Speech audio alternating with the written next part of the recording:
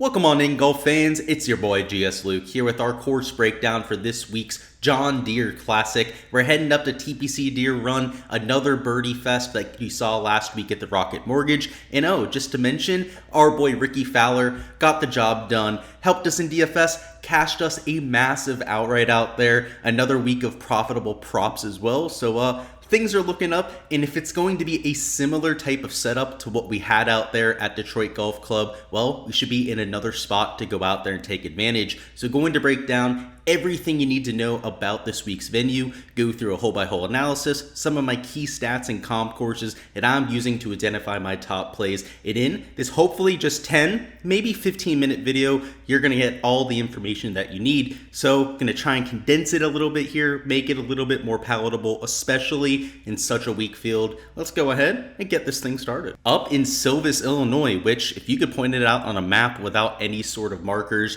all the power to you, because I have no idea where Silvis is. If I look it up on a map, you'll see it's up there in the Midwest. And this golf course, TPC Deere Run, just like some of the other Midwestern golf courses, these all seem to get torched. It's extremely wet this time of year up there in the Midwest. And this par 71, 7289 yard setup is going to be absolutely destroyed. So just like last week, kind of small greens. In fact, they're only about 5,500 square foot. They were 5,000 square foot at Detroit, but they play extremely receptive. You're going to see a lot of spin on these sort of greens, and they aren't a bent Poa mix. They're a pure bent grass this week, which I think makes them run a little bit purer. You're going to see a lot more putts made from that 5 to 10 foot range. And I think it impacts the scoring too. I think that's why we see so many low scores here, despite it being a par 71 compared to the par 72 at Detroit Golf Club. A few other things to note, a few more water hazards in play this week than what you had last week.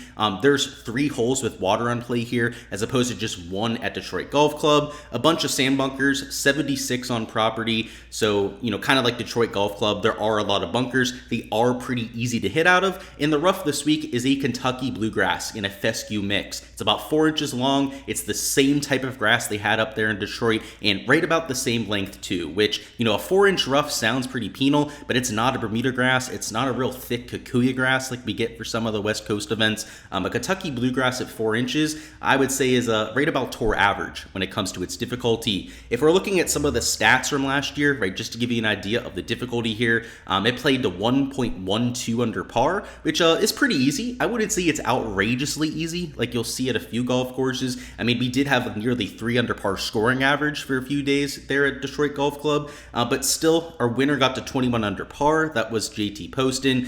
Second place was 18 under for Bazane and Agrio, and you had other guys like Scott Stallings, Goddard, McCarthy, Turan all get past 16 under par. So definitely scores out there if you have your ball in play. The driving accuracy percentages, the green and regulation percentages are both higher than your tour average here. Green and regulation is directly at 70%, which is exactly 4% higher than your tour average. And then your driving accuracy percentage was 63.5% last year, which was 3.4% higher than your tour average. So you're not looking at, one of the easiest ball striking courses on the PGA Tour. It's definitely average than your most out there. But like I was saying before, these bent grass greens, not only are they easy to putt, they run extremely pure. If you look at some of the shots gained putting stats from last year, guys like Bazane were gaining over 2 strokes per round. Patrick Flavin almost gaining 2.5 strokes per round with the flat stick. Callum Tran gaining over a stroke per round, and he's not the best putter on tour. Elite guys like Maverick, 1.5 strokes gained per round. Your winner, Poston, only gained about 0.56 strokes per round with the flat stick. So guys were going out there. They were filling it up for 15 to 20 feet. And that's why you're going to see the scores go super low here. A few other things to note. It's a DA Weibring design, so not a ton of comp courses that we have on the PGA Tour. But if you wanted to sort your stats by DA Weibring, I suppose you could do so. All right, now for a little look hole by hole around this track. So hole number 1, a little bit of a handshake. Let's go back, actually, jump the gun there a little bit. It's a little dogleg from right to left. 396 yards. It's 90% of people are going to lay up here. I suppose you could try and drive it right in front of the green, but it brings a lot more risk into play. If you just hit an iron off the tee, you're going to have a 9-iron, most likely a pitching wedge in here. And like I said, a handshake that most players will have a birdie look at. Hole 2 is a par 5, so definitely another scoring look. It's a dogleg from left to right. This bunker will get a little bit of action, and you're going to see a lot of the longer hitters take a more direct line here. There's a huge hill to the right. It's blind hitting over it, but if you can carry it, let's see what the carry distance is right here. That would be 345 to actually carry it right there. It plays downhill about, 20 yards, so it's really like a 320-yard drive to get it to that point. A lot of those longer hitters, Cam Young this week, right, probably going to go for it, might be able to get it over that. So if they're able to accomplish that, they're going to have next to nothing into this green, right, less than 200 yards. Even if you take the more conservative approach, right, and hit it over here, you're going to have about 230, 240 yards in. So this is definitely a birdie look for most of the field. Hole 3, 186, par 3. Pretty standard stuff, not too much work in there. Hole 4, 448, little dogleg from left to right.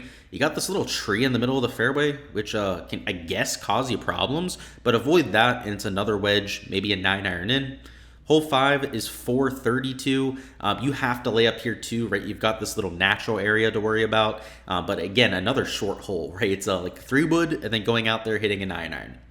Hole 6 is 369. It's another layup hole, and you can see like you're being forced to lay up here, right? You have these like non-fairway areas, these little cart paths that you can see on the overhead look here that force you to hit something less than driver off the tee. So Cameron Young might take aim at this green, right? He might just say screw it and try to get it up their green side. But unless you're doing that, right, the prudent approach is just to hit like an iron off the tee. Hole 7's 226. It's a par 3. Hole 8 is 434. It's a pretty straightforward par 4. Not too much action going to it. You definitely hit driver if you want to. Hole 9 is a longer par 4. You have to hit driver here, but you do get a super wide landing area, so to kind of accommodate the driver, right? They know that people are going to have to blast it off the tee to try and get home in 2. This bunker to the right can cause you issues because it makes it really hard to curve anything around the trees and get it on the green. A lot of guys are going to lay up out of that bunker, which is going to lead to bogeys and doubles. If you get it in the short stuff, though, it's a hole that you're hoping to make par on, not really to go out there and score like your first 8 holes. Hole 10, if you're starting on the back, you get a par 5, so good for you, I guess. You want to avoid missing left because that's OB, but as long as you get it in the short stuff here, you're going to be at least trying to get it up near the green in 2. This water is going to dissuade anyone from the rough in going for it, but at the very least is going to be a wedge opportunity. Hole 11 is 430. This is another forced layup. Once again, you see the natural area in front of the green. Hole 12 is 212. Long par 3, not much to say there. Hole 13 is 420. You got a super wide landing area here, so if you miss this fairway, shame on you. But once again, another scoring look. Hole 14 is 360. You could try and scare the front of this green. On a direct line, it's a lot more reasonable to get it up near the surface. It also plays significantly downhill, so let's see. A direct line right in front of the green is going to play 312 yards, right? So if you can carry it like 312 in normal conditions, you can get it to this point and hopefully maybe bounce up on the front of that green. So you might see a few eagles at hole 14. Hole 15 is 480, long par 4. I don't know, the harder, longer par 4s here have really wide fairways, so they really don't play all that difficult, especially when it's receptive out there and it's easy to hit the fairways. Hole 16's 157, seems pretty standard there. 17's a par 5. It's reachable in 2. The tee shot does slightly canter from right to left, so if you can hit a draw, that would be ideal. But once again, everyone's reaching that in 2 if you keep it in the short stuff. And then 18, a dogleg from left to right. You've got the water on the left side, which could cause for some drama down the stretch. But if you're in the short stuff here, it's like 170, 180 yard iron shot that to this large of a green, most players feel comfortable with. Now, if you miss the fairway, if you're in this fairway bunker, it makes your angle really tough. You have to hit it over the water. So a lot of people will lay up. And then, of course, if you miss in this junk to the right, this really dense forest, most players are going to lay up too, right? Because you could hit a branch, you could get a ball redirecting into the water, especially there on a Saturday, Sunday. You're going to see a lot of conservative business decisions being made here on this 18th hole. So it'll be fun. It's a good closing hole, and hopefully it gives you an idea of what these players are going to be facing. All right, now that we've seen the golf course, let's go through our key stats this week that I'm using to identify my top bets in GPP plays. So first off, shots gained putting, which shouldn't be a surprise at a birdie fest, right? You're going to have to go out there, take it to something like 15, 20, maybe even 20 plus under par to win. And if you're looking for upside, which is exactly what we need for outright winners over there for top fives, top tens in DFS, it should be your number one key stat. Last week, all the top finishers were getting it done with the flat stick. I mean, even Colin Morikawa, right, one of the more inconsistent putters on tour, went out there and gained a ton of strokes putting on Thursday and on Sunday. So shots gained to putting, super important. If you're going to look at any specific stats, take a look at their putting at Birdie Fest and also take a look at their putting on the bent grass surface, which is the grass type this week. Next up, they've got shots gained approach and opportunities gained. I'm looking for players that can set up a lot of birdie looks. That is always going to be important, pretty much no matter what golf course you're at. But what's especially important at a TPC Deere Run is going to be looking at some of the shorter proximity ranges. As you saw there in the hole-by-hole breakdown, a lot of those 100 yard and in shots, even a lot of those 100 to 125 yard shots that players are going to be required to hit. So I'm looking at those ranges and maybe even the 125 to 150. That's probably going to be a lot more important for this week than you'd see at most golf tournaments. And at number 3, we've got birdie or better percentage. So if you can't tell, I'm looking for guys that can take this place low, and aggressive players that are comfortable doing so are the sort of guys that I'm going to be considering even more than most this week. So those are the top 3 key stats. They're not the only stats I'm looking at, right? Probably looking at some comp courses, which we'll talk about here in a second, but easy conditions, taking a look at bent grass, stats even around the green, that sort of fun stuff. For my entire model, all the stats I'm getting to, make sure to check out my Patreon page for that. And lastly, guys, let's go through our comp courses for this week. Last week, our number 1 comp course was Detroit Golf Club, but you can see I've got it down there at number 2. I think that TPC Twin Cities might be a little bit better here for Deere Run, just because of the water in play. TPC Twin Cities has water a lot more prevalent. There are at least 3 holes at the John Deere Classic where water comes into play. Also, the same agronomy, right? The greens are just pure bent grass. You have the same kind of Kentucky bluegrass rough at both golf courses. I think just a little bit of a better fit, but birdie fests all around. So TPC Twin Cities, whether it's Detroit Golf Club from last week, all I think are really good comps that you could use here for this golf course. Like I said, the agronomy, the birdie fest aspect, the same kind of skill set kind of translates from golf course to golf course. So if you even want to look at last week's leaderboard, try and take some of the hot players from last week, Peter Kest, right, kind of comes to mind. I don't think it's the worst idea. TPC River Highlands, another track that I'm using too, of course, played as a birdie fest this year. You could throw that into the conversation too, right? That was just a few weeks ago. You could take a look at some of the players that performed well there.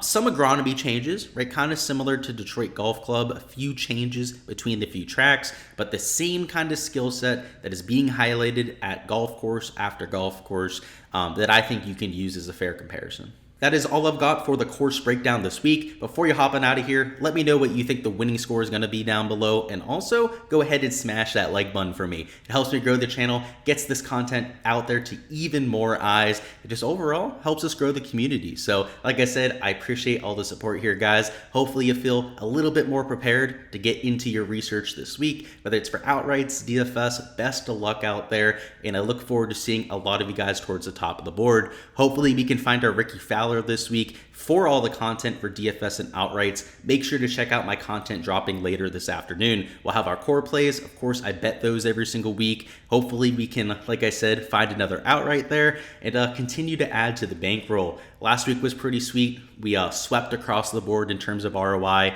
found ourselves in the green across it, and let's build on that, right? It was the same kind of golf course, the same kind of player pool that we were looking for. We don't have to change all that much, right? Just kind of rinse, repeat, go out there, and hopefully, again, continue that momentum. Until then, guys, best of luck. I'll catch you guys for the core plays later, and let's get this cash.